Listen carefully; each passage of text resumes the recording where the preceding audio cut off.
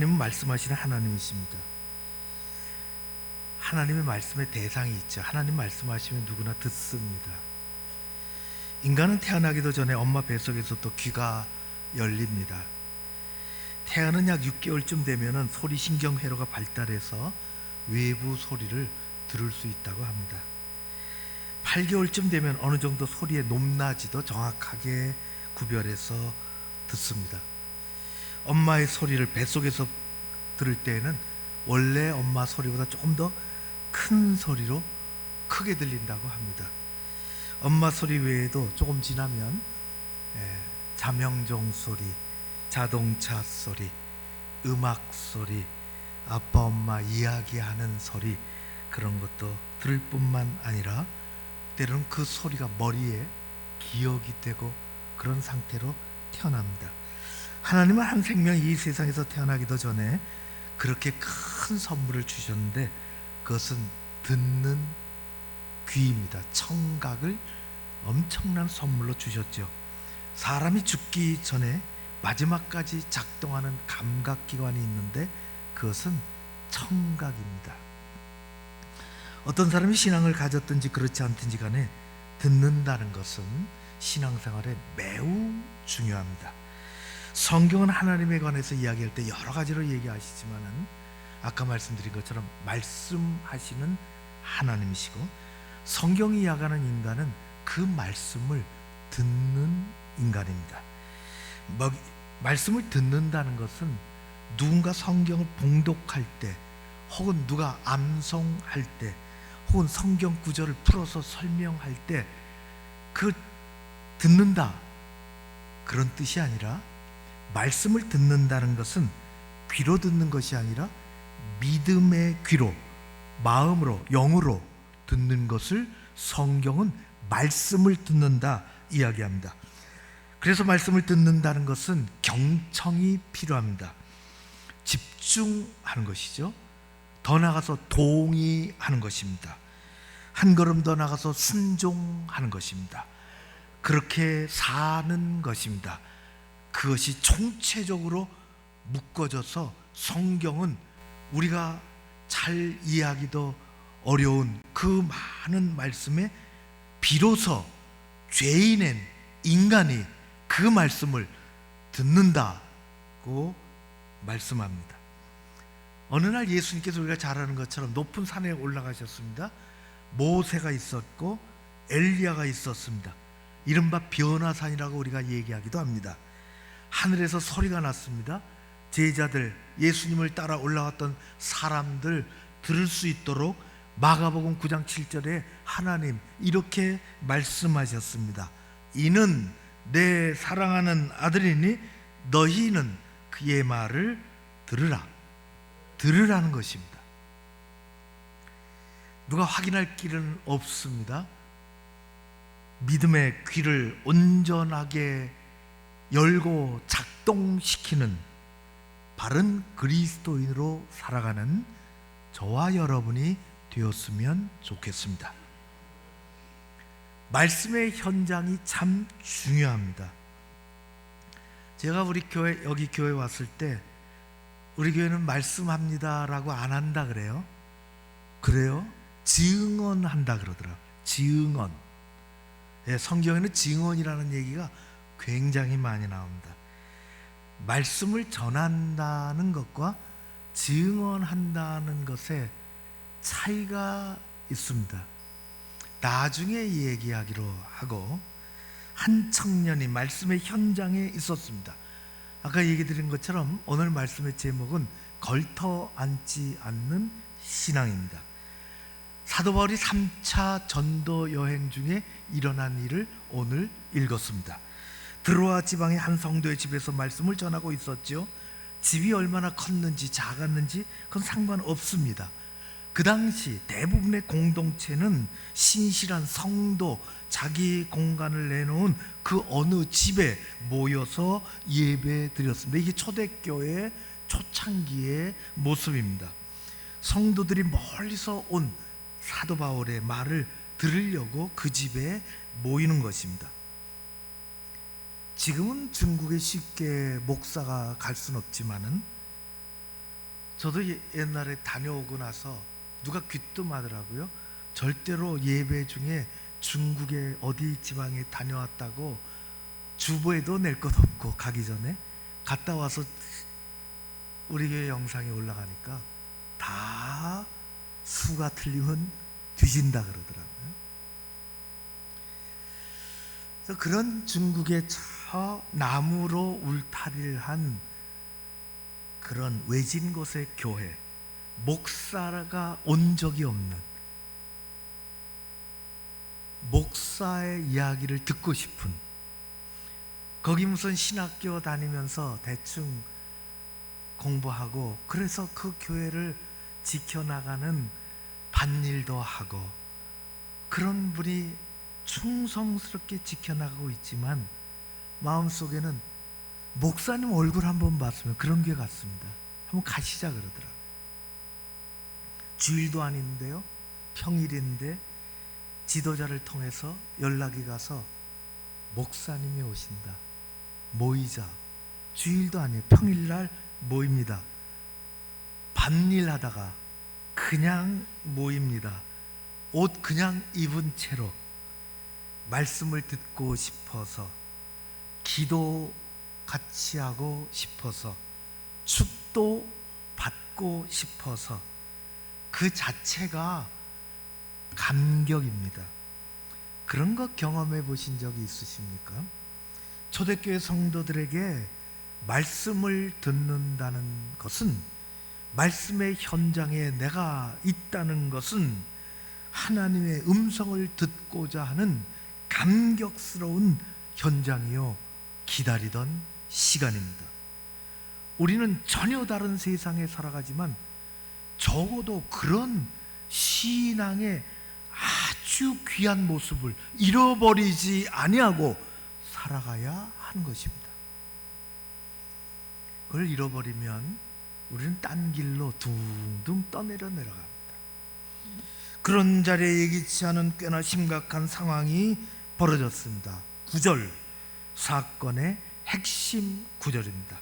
오늘 읽은 말씀의 구절을 보면, 다시 읽으면 이렇습니다. 유도고라 하는 청년이 창에 걸터 앉아 있다가 깊이 졸더니 바울이 강론하기를 더 오래 하매 졸음을 이기지 못하며 3층에서 떨어지거늘 일으켜 보니 죽었는지라.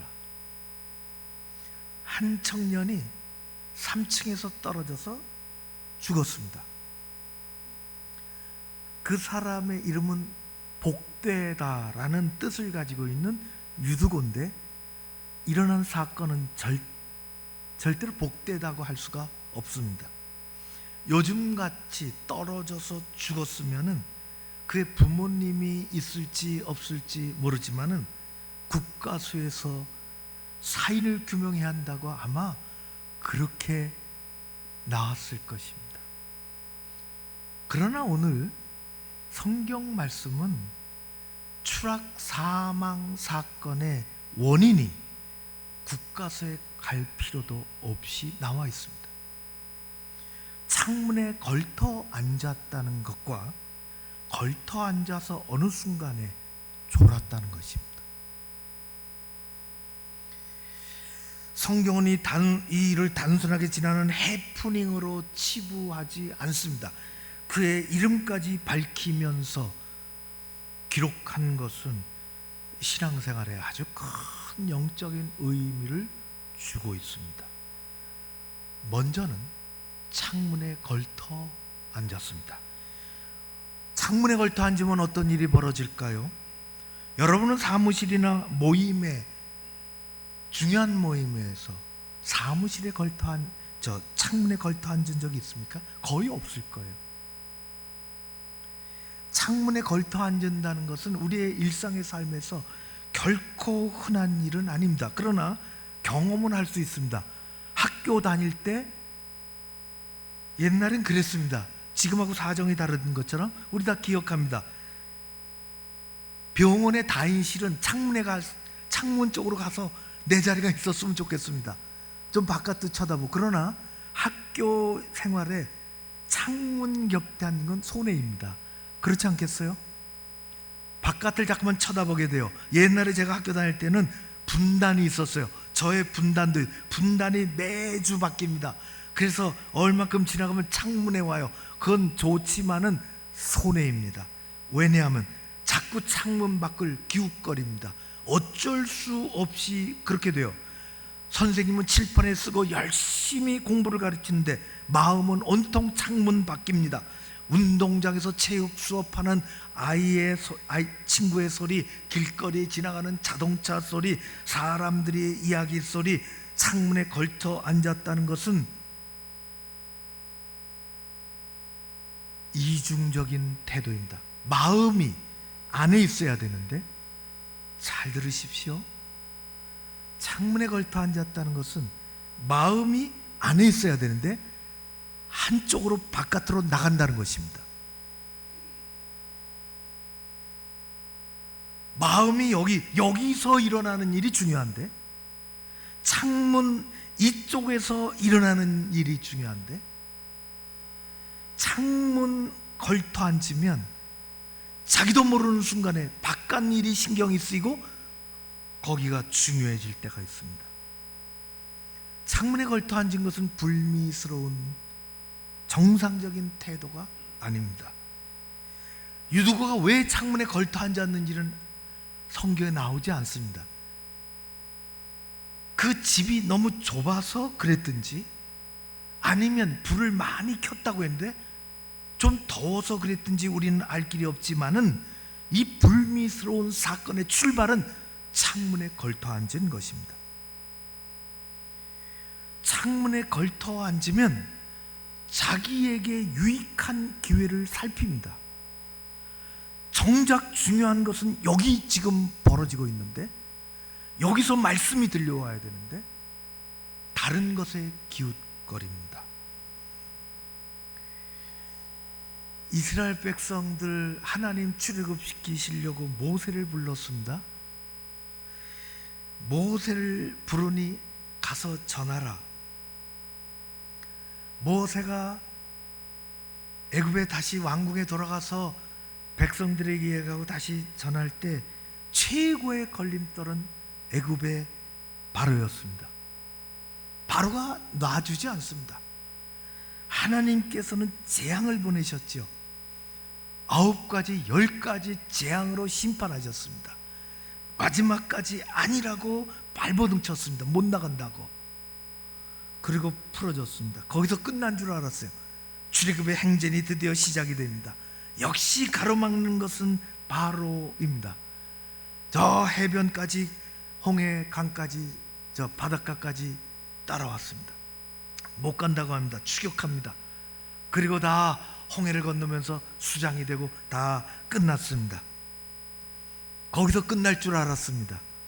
이제 다 일사천리라, 40년 광야를 우리는 40년이 아니고 가야 된다.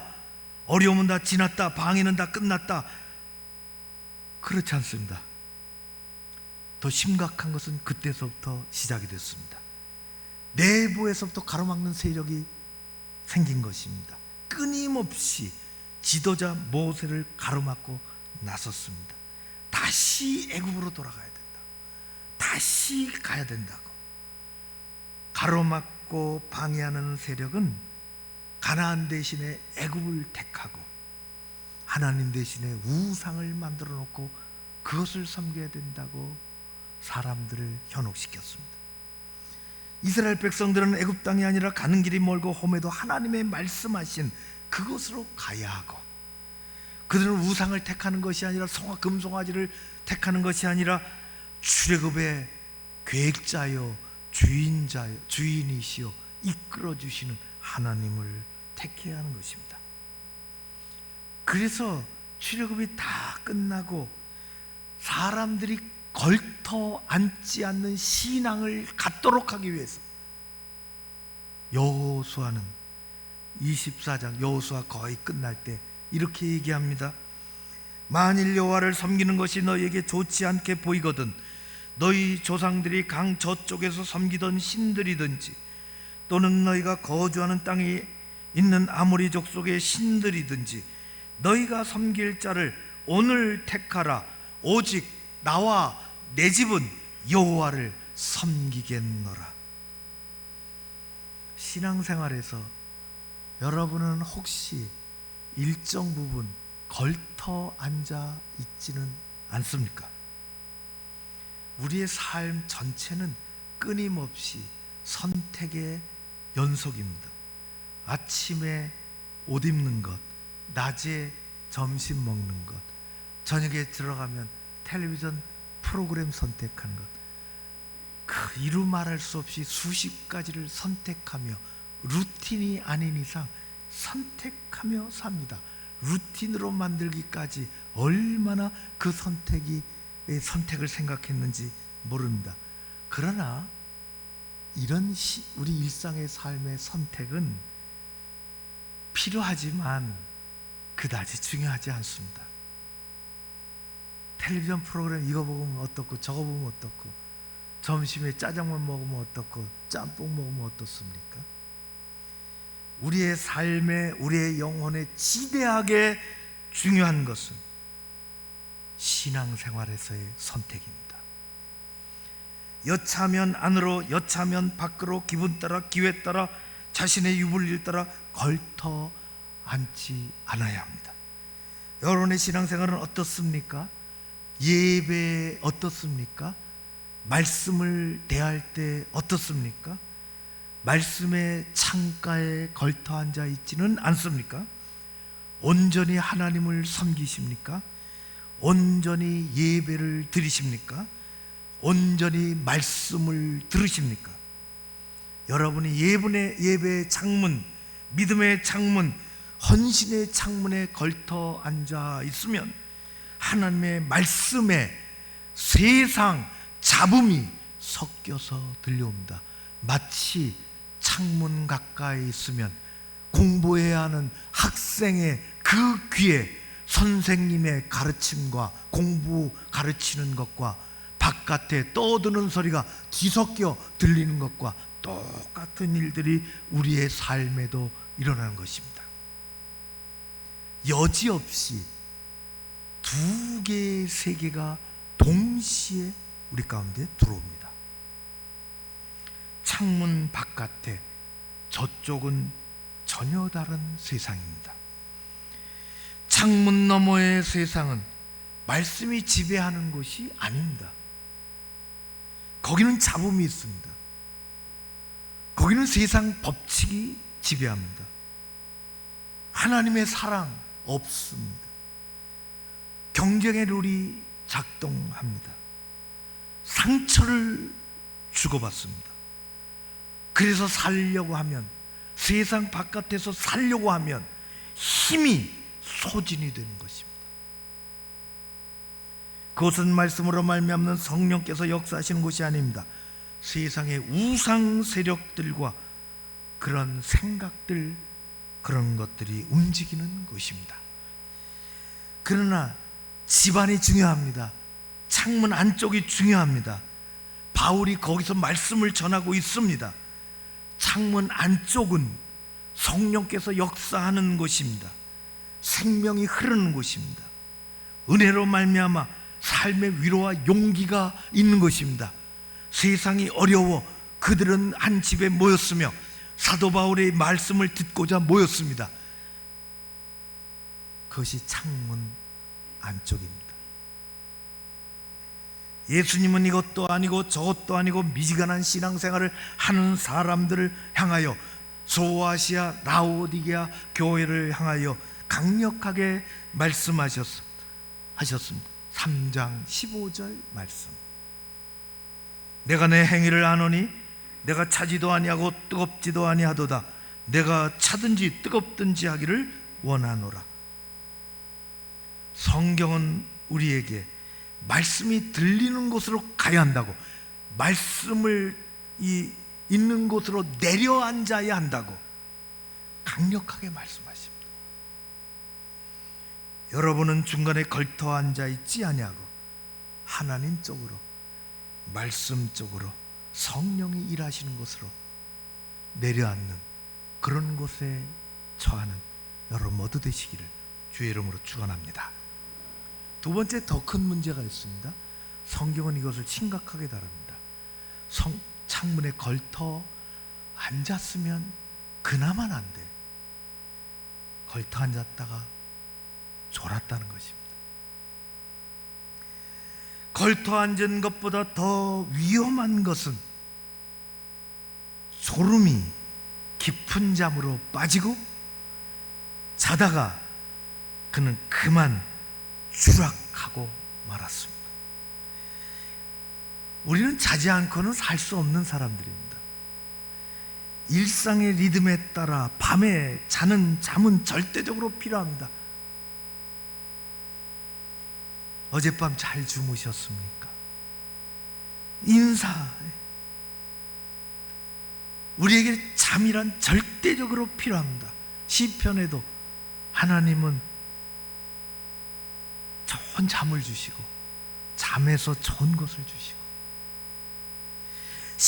그러나 신앙생활에서의 영적인 잠은 큰 실패와 사고로 이어집니다. 성경에서의 잘못된 잠은 심각한 영적인 게으름을 가지고 옵니다. 깨어나지 못하게 만드는 것입니다. 그래서 성경에는 잘못된 잠의 이야기가 정말 많이 나옵니다. 하나님은 사사시대 그 어려울 때에 삼손 하나님 쓰시기 위해서 그를 구별해서 황소보다도 더 용맹한 힘을 삼손에게 주셨습니다.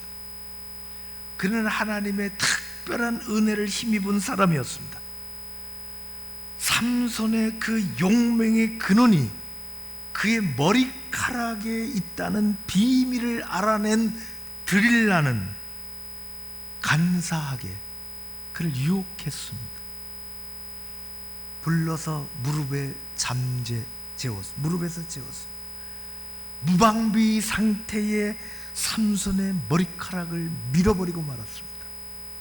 결국 잠은 삼손을 지옥의 구덩이에 몰아넣었고 그뿐만 아니라 블레셋 사람들의 조롱거리가 되었고 그 부족도 그 족속도 블레셋 사람들 때문에 큰 고통을 갖게 되었습니다.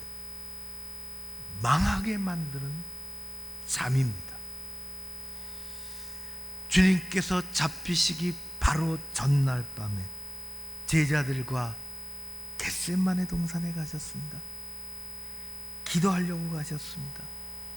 나는 이쪽에 기도하고 너희는 저쪽에서 기도해라. 제자들이 기도할 시간에 잠에 빠져들었습니다. 그리고 돌아오셔서 말씀하십니다. 마태복음 26장의 말씀입니다. 너희가 나와 함께 한 시간도 이렇게 깨어 있을 수 없더냐? 시험에 들지 않게 깨어 기도하라. 잠자면 시험에 빠집니다. 창문에 걸터 앉았다가 졸아 떨어져 죽은 유도구 안에 생명이 조금이라도 붙어 있다는 것을 바울이 알았습니다. 가만히들 있으라. 그 안에 생명이 있다. 결국 그 생명을 붙잡고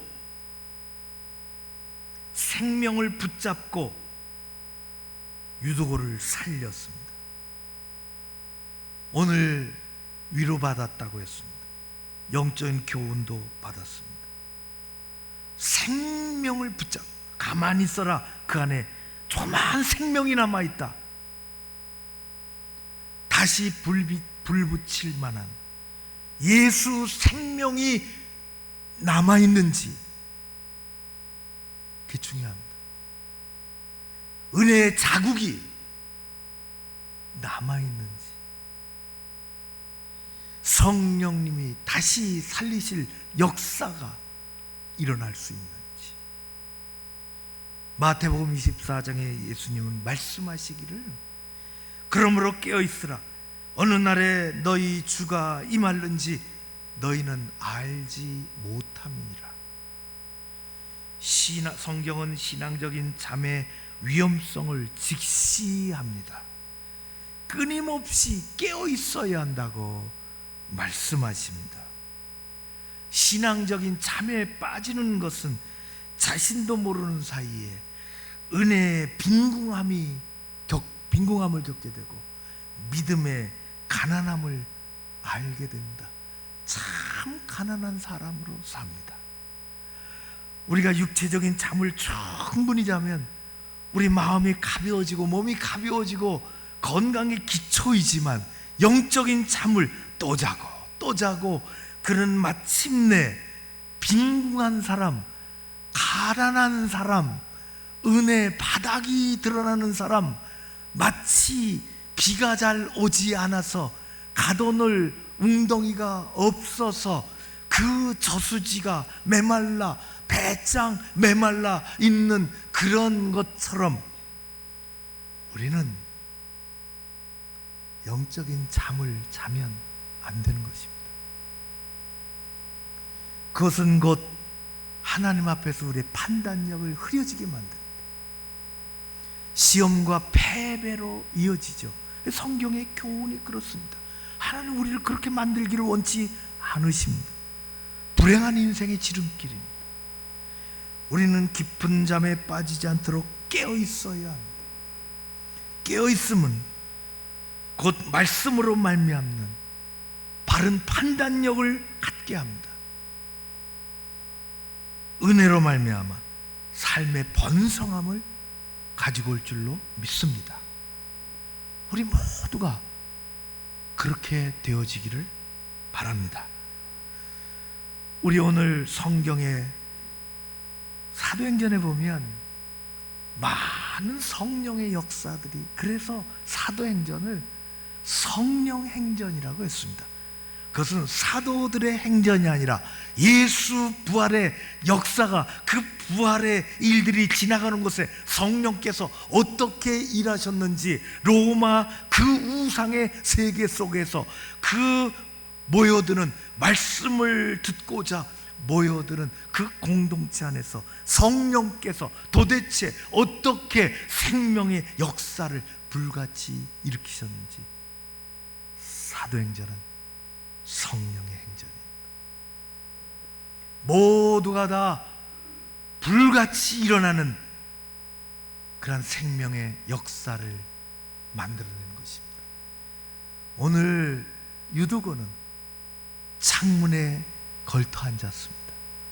저쪽도 기웃거릴 수가 있고 이쪽도 기웃거리고, 그는 걸터 앉아 있다가 졸다가 잠에 빠지고 잠에 빠져서 넘어져 버렸고, 정말 감사하잖아요. 어느 쪽으로 넘어졌을까요? 생각해 보셨습니까? 저쪽으로 넘어지면 그냥 죽는 겁니다. 이쪽으로 넘어졌습니다. 사도 바울이 쫓아갔죠. 여러분, 예배의 자리가 소중합니다. 말씀의 자리가 소중합니다. 걸터 앉아 있지 마십시오. 말씀이 들려오는 자리 내려앉아야 됩니다. 하나님 쪽으로 내려앉아야 된다. 들을 귀, 깨어있는 믿음, 그런 믿음의 소유자로. 세상이 얼마나 어렵습니까? 하나님 우리를 붙들고 나가시기를 원하십니다. 한 주간 동안 승리하는 여러분 모두 되시기를 주의 이름으로 축원합니다. 고마우신 아버지 하나님 찬양합니다.